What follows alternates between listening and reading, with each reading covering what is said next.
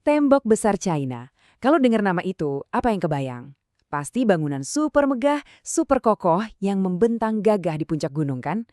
Nah, gimana kalau gambaran di kepala kita itu ternyata salah besar? Oke, dalam beberapa menit ke depan, kita bakal kupas tuntas sisi lain dari tembok besar. Sisi yang liar, yang rapuh, dan yang ternyata punya penjaga rahasia yang nggak pernah kita duga sebelumnya. Sip, kita mulai dulu dari tembok besar versi hits, yang sering kita lihat di Instagram, di film-film, atau di buku sejarah. Pokoknya versi yang udah paling sempurna deh. Pepatah ini aja udah cukup buat nunjukin betapa ikoniknya tembok besar ya kan? Tapi bagian-bagian yang biasa didatengin turis, kayak di Badaling ini sebenarnya udah dipugar habis-habisan. Ini tuh ibaratnya wajah tembok besar yang sengaja didandanin biar kelihatan keren buat kita para pengunjung. Panjangnya emang gila-gilaan ya, lebih dari 20.000 kilometer. Ini tuh salah satu proyek konstruksi paling ambisius sepanjang sejarah manusia.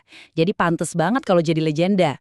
Tapi, gambar yang super megah ini cuma sebagian kecil banget dari cerita yang sebenarnya. Sekarang coba kita tinggalin dulu versi kartu posnya. Kita bakal lihat kenyataan di balik layar yang jauh banget dari sorotan kamera dan filter Instagram. Nah, di sini perbedaannya kelihatan jelas banget. Di kiri itu versi yang Instagramable.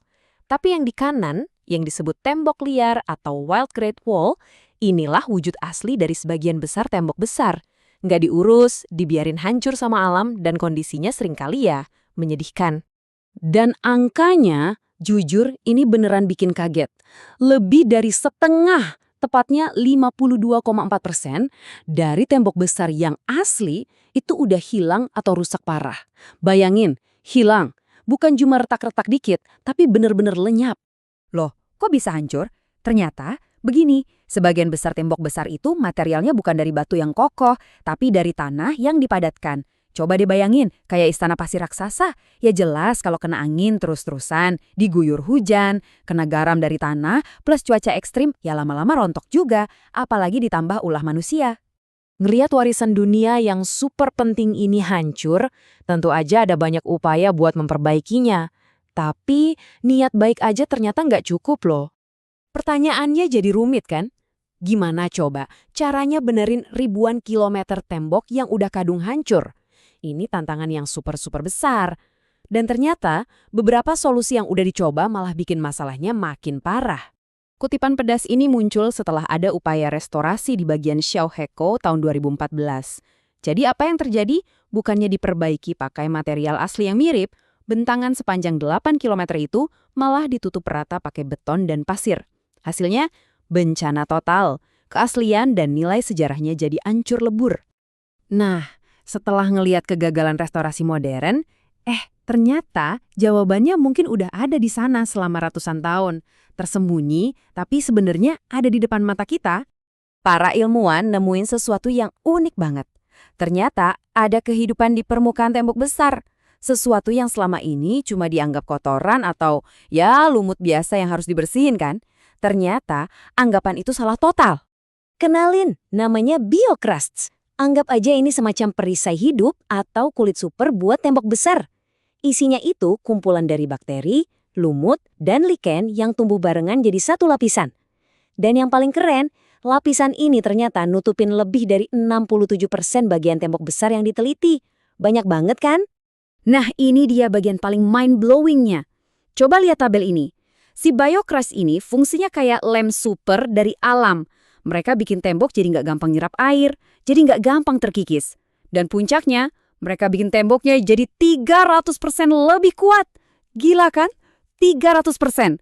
Mereka itu benar-benar mengunci partikel tanahnya biar nggak gampang hancur. Dan grafik ini nunjukin buktinya dengan jelas banget. Lihat deh perbedaannya. Tanah yang dilindungi biocrust, apalagi yang dari lumut, jadi jauh lebih stabil dibanding tanah yang telanjang. Ini bukti nyata kalau alam itu sebenarnya penjaga terbaik buat ciptaannya sendiri. Dengan penemuan yang luar biasa ini, cara kita mandang pelestarian tembok besar pun akhirnya mulai berubah total. Jadi, berkat penemuan biocrusts ini, pendekatannya sekarang berubah. Pemerintah China nggak lagi cuma fokus nambal yang rusak, tapi bikin sebuah sistem perlindungan baru yang lebih keren, Taman Budaya Nasional Tembok Besar. Jadi, tujuannya ada 3. Pertama, jelas melindungi keaslian temboknya.